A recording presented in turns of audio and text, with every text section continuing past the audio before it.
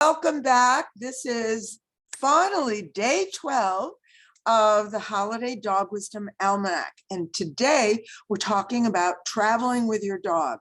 If you're planning on a road trip, taking your dog with you in your vehicle, then you want to pay attention to some of the advice I've got in store for you here.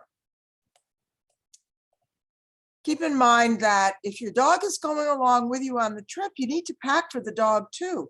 So some of the things to keep in mind, of course, bring your dog's food and any medications that your dog needs.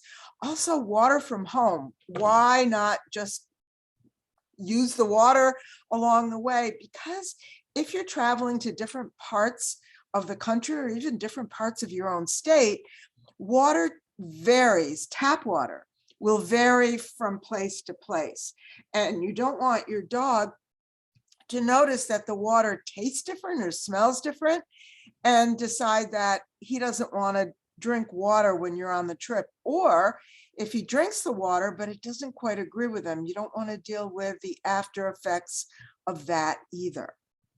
Make sure you have chew toys, collar and leash, an extra leash just in case, and a harness if that's what you use for your dog.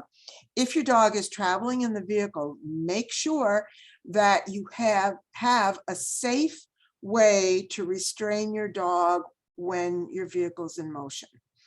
A crash-tested travel harness or a crate. My dogs always travel in a crate, but you may not want to use a crate in your car. Maybe there's no room for it. So a crash-tested travel harness would definitely be the way to go.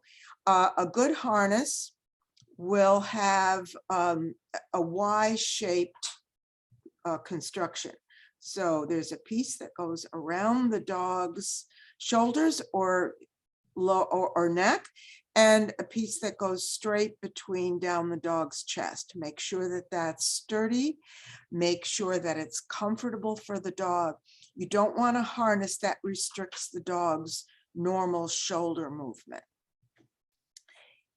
And finally, in addition to safe restraint in vehicles, you want to bring along your dog's medical records, a first aid kit, and there's a video all about what to include in a first aid kit for your dogs. Make sure you have important phone numbers, and make sure that you also have a list of emergency vet clinics along the way or at your destination, not just the ones at home, because if you're a couple of 100 miles away from home, that's not going to help.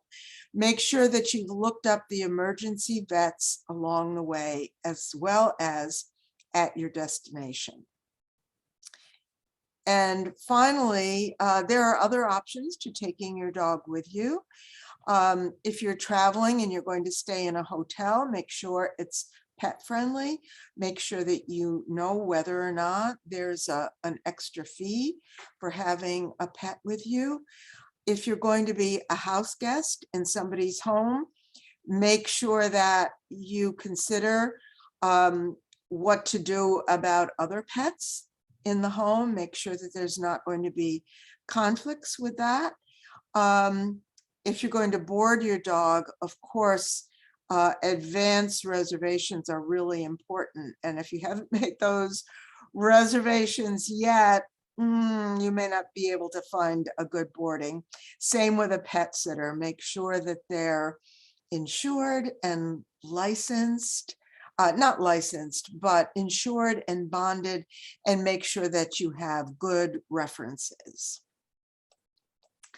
And if you need more information about all of the things that I've covered in these daily videos over the past 12 days, then you can get all that information in my complete guide for holiday safety for dog parents just like you. And until the end of the month, that guide is 40% off. I'm going to give you a nice guided tour of that coming up in a couple of days.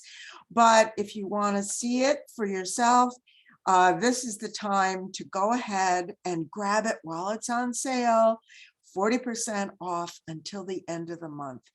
So I want to keep this short and sweet because I know that this is a busy day for you, and I want to wish you a very happy and very peaceful Christmas, and go and spend a little time with your dog and have a safe and healthy Christmas.